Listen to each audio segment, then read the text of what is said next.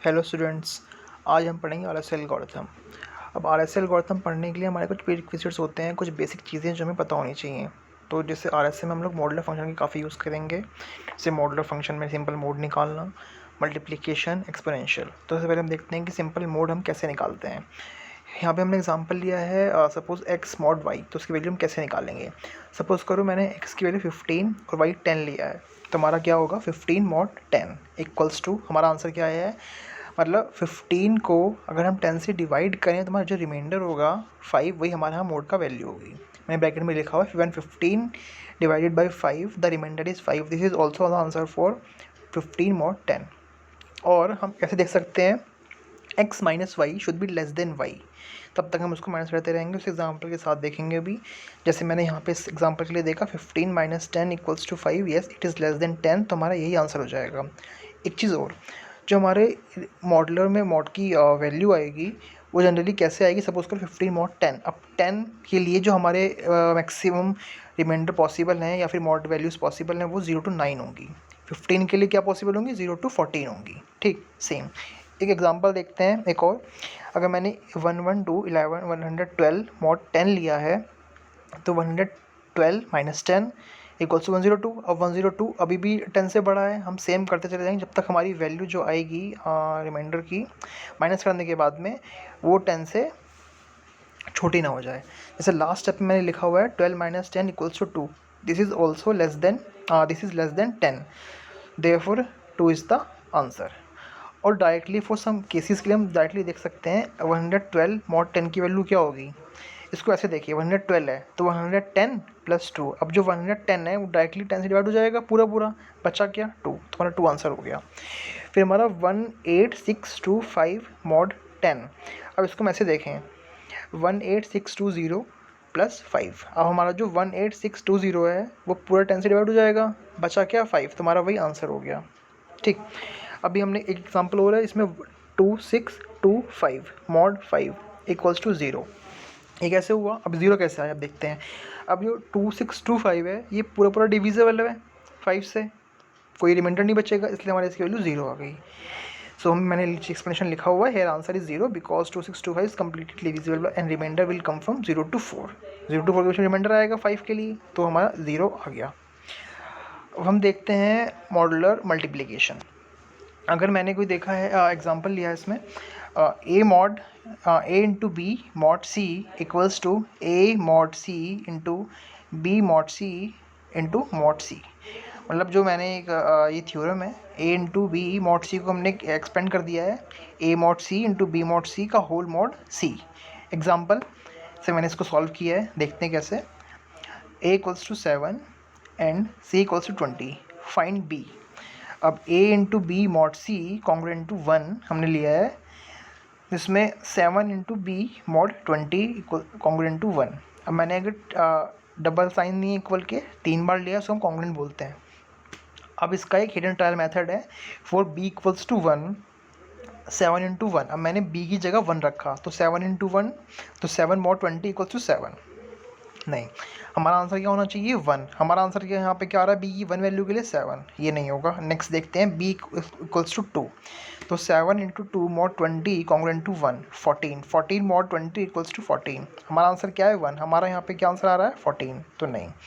b equals to 3, अब हमने यहाँ पे b की वैल्यू 3 रखी, 7 इंटू 3 मॉड 20 कॉन्ग्रुएंट टू 1।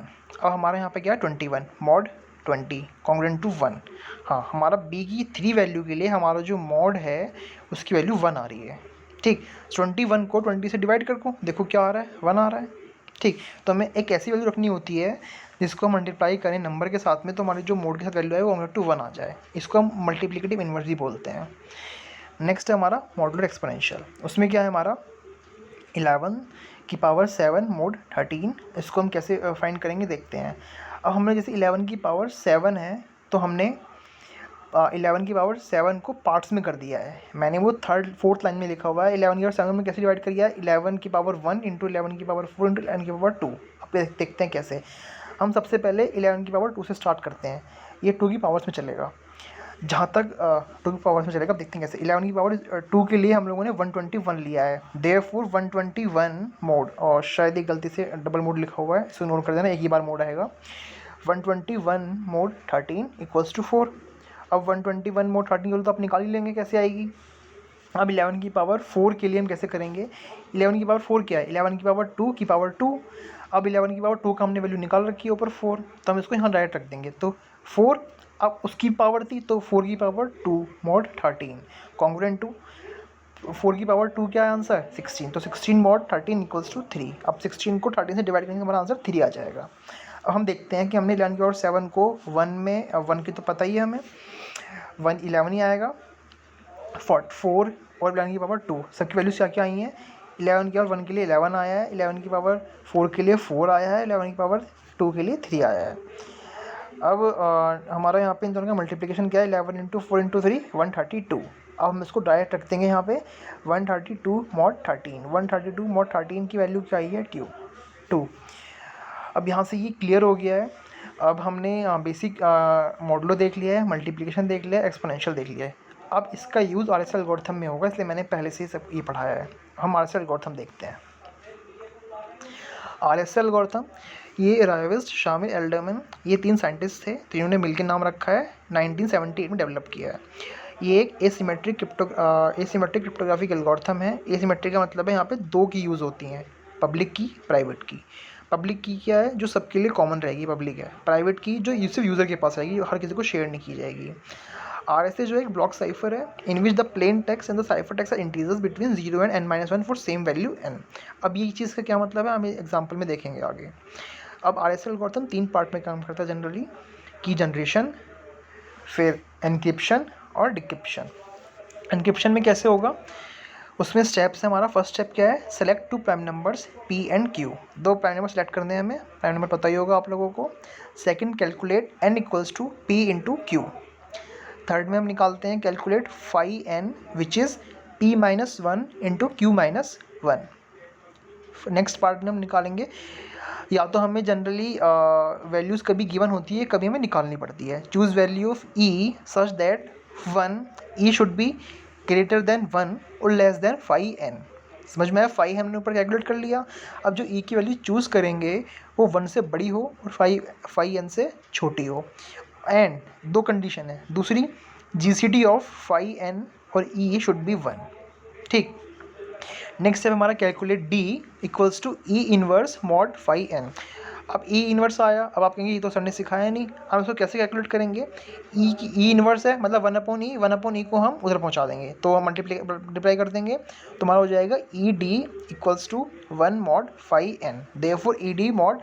अब यहाँ पे देखो ED 1 मॉड फाई n है, अब ये मॉड दोनों तरफ आ जाएगा। ED mod phi n equals to 1 बचा, 1 मॉड फाई n 1 ही आंसर होता है। अब नेक्स्ट है हमारा पब्लिक की। अब हमने E चूज़ कर लिया, N निकाल लिया, वो हमारी पब्लिक की हो गई। प्राइवेट की D निकाला है अभी हम लोगों ने, और N की वैल्यू पर कैलकुलेट करी है, हमारी प्राइवेट की हो गई। अब आते हैं एनक्रिप्शन वाले पार्ट पे। एनक्रिप्शन के लिए हमारा एक प्लेन टेक्स्ट गिवन होगा M की फॉर्म में। M क्या होगा, हमारा साइफर टेक्स्ट है। सपोज करो हमें अगर एक टेक्स्ट दिया हुआ है अभी ABHI, अब अभी में हमारे कितने कैरेक्टर्स हैं 4, तो M की वैल्यू यहाँ पे कितनी हो गई 4। अब हम लोग C कैसे निकालेंगे, cipher text equals to M की पावर E मॉड N। ठीक, E ऊपर निकाल लिया है, M गिवन होगा हमें, या हमें एक टेक्स्ट दिया होगा, वहाँ से M की वैल्यू निकाल लेंगे मॉड N। ये आपको पावर्स में निकालना भी आता है, मैंने सिखा दिया। यहाँ से हमारा C निकल के आ गया, C को हम बोलते हैं साइफर टेक्स्ट। फिर डिक्रिप्शन वाले पार्ट में हम देखेंगे M इक्वल्स टू C की power D mod N, C की पावर D मॉड N। यहाँ पे हम लोगों ने C ऊपर निकाला है, D निकाल रखा है पहले ही, मॉड N, M की वैल्यू निकल जाएगी। ये वही डिक्रिप्शन करके हमारा सेम वैल्यू आएगी जो हम लोगों ने ऊपर एनक्रिप्शन में देखी होगी, तो हमारा सक्सेसफुल हो जाएगा। यहाँ पे नीचे में नोट लिखे हुए हैं दो, N इज़ द पब्लिक की यूज इन एनक्रिप्शन, और D, N इन प्राइवेट की यूज इन डिक्रिप्शन। ये तो क्लियरली एनक्रिप्शन में हम लोगों ने E और N यूज़ किया है जो हमारी पब्लिक की हैं, डिक्रिप्शन में हम लोगों ने D और N यूज़ किया जो हमारी प्राइवेट की हैं। यहाँ से ये क्लियर हो गया।